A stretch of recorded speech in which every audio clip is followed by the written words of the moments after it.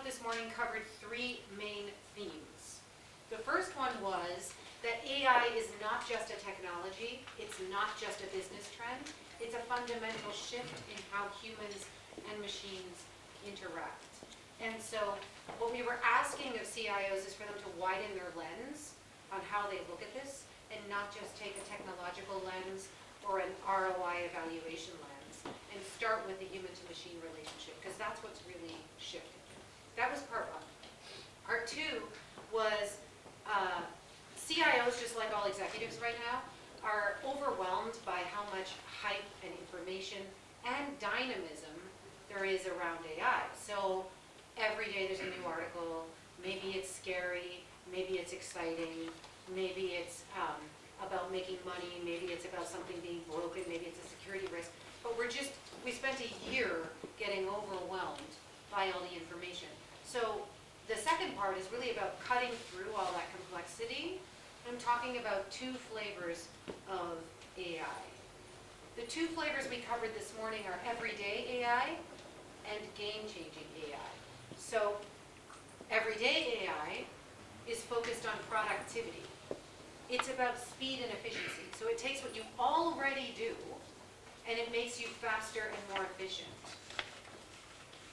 Game-changing AI isn't so much focused on productivity. You might get productivity benefits, but it's more focused on creativity. What new things can we create using these technologies? So we're talking about AI-enabled products, services, new core capabilities, and of course, all the disruption that goes with something this big, this new, this different. So disrupting industries, and all the rules that apply to big technological disruption apply here. What I said this morning was, these kinds of disruptions tend to go slowly, and then suddenly they go fast. So these two flavors, everyday AI and game-changing AI, require different approaches. Then we showed what's called an AI opportunity radar. So still within this second section of these two flavors, we broke down the world of AI into 4 opportunity zones. So that's everyday AI and game-changing AI, and then internal opportunities on the bottom of the radar, and external opportunities on the top. So internal ones are focused internal to your organization, external ones are facing the world, facing customers, citizens, the market. So that leaves 4 zones that CIOs and executives need to choose between, right?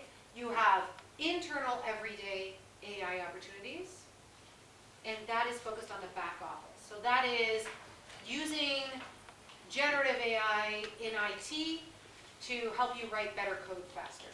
It's strategy organizations doing SWOT analyses where they get AI to help gather the data so they can spend a lot more time analyzing the data, right? On everyday AI in the front office, focused on external opportunities, the other quadrant, you have the same efficiency and speed, but applied to market-facing things. So there we were talking about marketing and communications teams generating content in minutes rather than in hours or days, right? So basically, this side of the radar, the side focused on everyday AI, is about doing what you already do, just faster and more efficiently, freeing you up from some of the drudgery that can take place in everybody's jobs. Okay? Then there's the other side, the other flavor of AI, which is game-changing AI. Totally different, focused on creating new businesses, new products, new services, maybe new industries. And so there again, we have internal game-changing AI opportunities and external game-changing AI opportunities. Internally, we gave an example that many of you will be familiar with, maybe not the particular provider, but this notion of reinventing drug discovery, which is one of the earlier industries here. And what we said on stage is, we expect that almost every industry will have some core capability reinvented in the game-changing internal side. So this isn't this can be a difference in degree that turns into a difference in kind. You know, it can be like it's 150 times faster. So actually, we are in a totally new volume.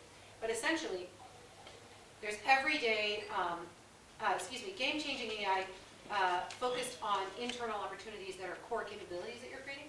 And then there's game-changing AI focused on external stuff that you're going to sell or offer to your citizens. So AI-enabled products, AI-enabled services. And the example that we gave on stage was Conmigo, this AI-powered virtual teaching assistant that gives you a hint but not the answer when you're struggling with math. And the idea here behind the Khan Academy, that's the name of the company, the organization, they're a not-for-profit.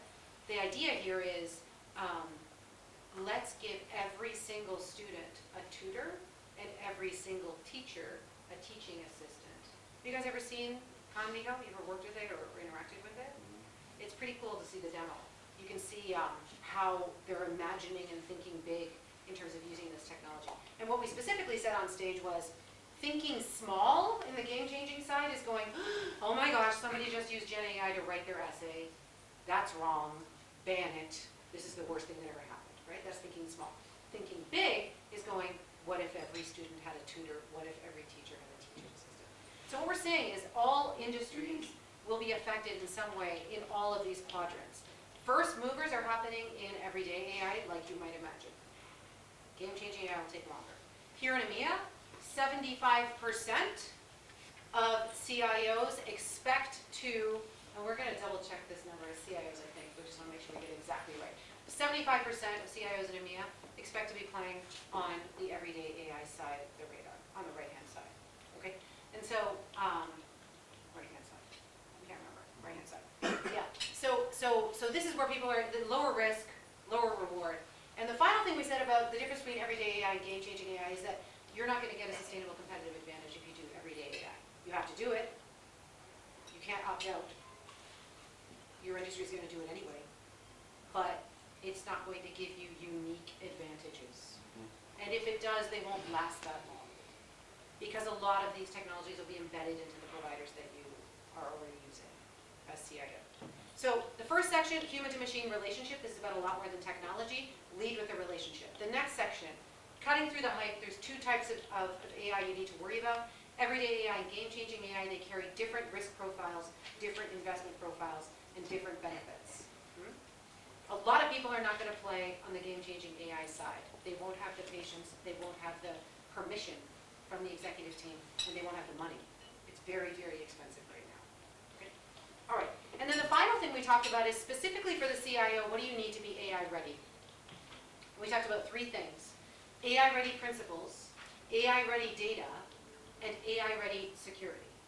So on principles, we were providing a mechanism to clarify what lines leaders should not cross. This is very powerful technology, and in all sorts of other disruptive technologies, people end up in places they shouldn't be because they didn't consider this. So principles to guide how you think about using this technology.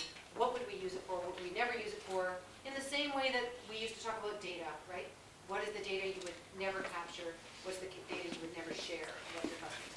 So the ethical side of things. We talked about these lighthouse principles that guide the way and say, this is what we will and will not do. And that's an executive team conversation that the CIO needs to have together with their peers. Then we talked about AI-ready data. And specifically the statistic that Gabby shared was, when we go out and research and ask, is your data AI ready, 4% of organizations say it is. That means 96% say it's not. And that's a problem because you can't really get the benefits of AI if your data is not ready. So we shared examples, including the European recruiting firm Page Group, about how much they invested in creating an AI-ready data foundation, a data fabric. But essentially what we're saying is, you need your data to have a few characteristics. It has to be secure.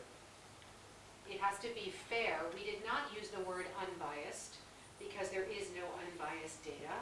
If you think it's unbiased, it's just because it reflects your bias, right? It needs to be enriched. That's data plus rules plus tags, so ready for large language model consumption. It needs to be governed, so that's that notion of the lighthouse principles. What will we use it for? Who will we share it with? Who will we not share it with?